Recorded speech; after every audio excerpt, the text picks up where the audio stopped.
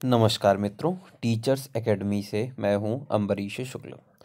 मित्रों, आप सबकी बार बार ये अपेक्षा थी कि मैं सीटेट पर कुछ बोलूं या उस पर कोई वीडियो बनाऊं, उससे संबंधित कुछ जानकारियां जो मेरे पास हैं वो आप तक पहुंचाऊं। तो मैं एक वीडियो बना रहा हूं, ये संभावित तिथियों पर आधारित होगा, पूरी संभावनाओं पर ही ये वीडियो है।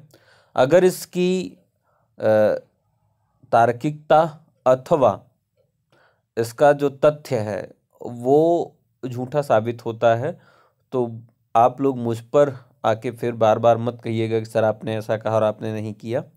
तो मैं आयोग नहीं हूँ, ना ही मेरे हाथ में कोई नोटिफिकेशन है या जो मैं कहूँ वो करूँ।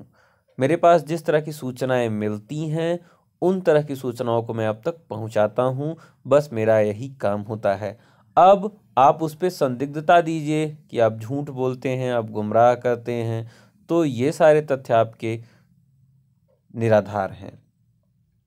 पिछले शुक्रवार को आईएएस का रिजल्ट आने वाला था मेंस का, लेकिन नहीं आ सका। न्यूज़ पेपरों में भी बात यह कही गई थी, आयोग ने भी कहा था, लेकिन नहीं दिया। अब संघ लोक सेवा आयोग इस तरह से कर सकता है, उत्तर प्रदेश लोक सेवा आयोग इस तरह कर सकता है। दैनिक जागरण में सीटेट के लिए भी सूचना निकाली गई, लेकिन नहीं हुआ। तो जो सूचना मिलती है मैं भी उसी तरह से आपको सूचनाएं पहुंचाता हूं। शुरुआत करता हूं। सीटेट की जो आंसर की है वो 27 से 30 दिसंबर के बीच में आ सकती है, क्योंकि जो आंसर की वो निकालते हैं और जो रिजल्ट आता है तो 4 सप्ताह के भीतर, लगभग 4 सप्ताह तक में उनका आंसर की देते हैं। वो 3 सप्ताह, 2 से 3 सप्ताह के बीच में उनका आंसर की आता है। लगभग 6 सप्ताह में वो अपना रिजल्ट जारी करते हैं। तो रिजल्ट जो होता है वो 20 जनवरी तक आ सकता है, जो संभावित है। और सीटेट की जो आंसर की है वो 27 से 30 दिसंबर के बीच में, अर्थात ये उन्होंने कहा है कि दिसंबर के लास्ट में हम इसकी आंसर की जारी करेंगे। तो अगर उस अनुसार हम देखें तो 27 तारीख से 30 दिसंबर के बीच में, दिसंबर के अंत में हम उसकी आंसर की को प्राप्त कर सकते हैं सीटेट की। उसके बाद फिर वो ऑब्जेक्शन मांगेंगे, फिर जो उनका होगा वो री आंसर किया आएगा और 20 जनवरी तक वो रिजल्ट दे सकते हैं, जो कि उनका पेंडिंग में है। अब एक प्रश्न मित्रों ये उठ के सामने आता है कि क्या सीटेट 2018 को शिक्षक भर्ती में शामिल होने दिया जाएगा कि नहीं होने दिया जाएगा।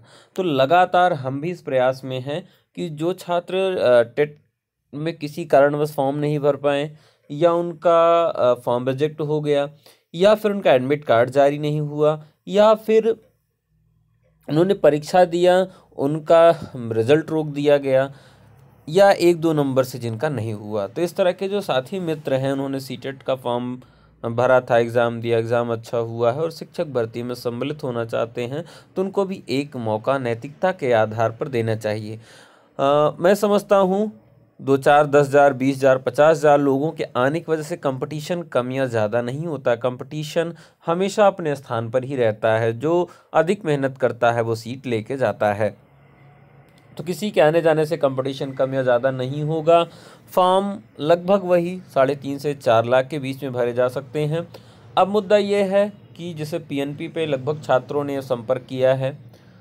अब जब तक ये बात कोर्ट तक नहीं जाएगी, या तो कोर्ट ही इस पे कोई डिसीजन ले सकता है, और या तो उत्तर प्रदेश की गवर्नमेंट इस पर कोई निर्णय ले सकती है। पीएनपी इस पे कुछ नहीं कर सकता है, न ही कोई छोटे स्तर के अधिकारी जो हैं वो कुछ कर सकते हैं। अब या तो फिर आप जिस ज़िले में रहते हैं वहाँ के जो सांसद जी हैं वो आपकी बात वहाँ तक पहुँचा सकते हैं, या तो आप सीधा शिक्षा मंत्री से जाके मिल सकते हैं, वह भी आपकी बात को सुन सकती हैं। तो जिसके संपर्क में जो भी नेता हैं उनकी भी सहायता ली जा सकती है, उनके माध्यम से आप बात पहुंचा सकते हैं। अगर आपको जोड़ लिया जाता है तो बहुत खुशी की बात है। तो प्रयास करने में आपका कुछ जा नहीं रहा है।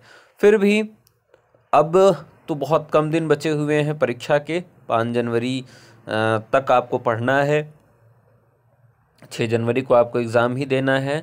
तो जो लोग एग्ज़ाम दे रहे हैं उनको शुभकामनाएं, और जो सीटेट के आधार पर तैयारी चाहते हैं, सीटेट के आधार पर हो, उनको थोड़ा सा सक्रिय हो जाना चाहिए, क्योंकि वो लिखित परीक्षा के लिए भी नहीं पढ़ रहे हैं। ऐसी अवस्था में 2-4-10 दिन अगर वो सक्रिय हो जाते हैं, 2-4 दिन ही सही, तो उनको मौका दिया जा सकता है। कल के कोर्ट अपडेट के विषय में जानकारी में लेकर जल्दी से ही उपस्थित होऊंगा कि कल कोर्ट में क्या होने वाला है। सारी जानकारी के साथ मैं कल उपस्थित होता हूँ एक नए वीडियो के साथ। तब तक के लिए नमस्कार, जय हिंद।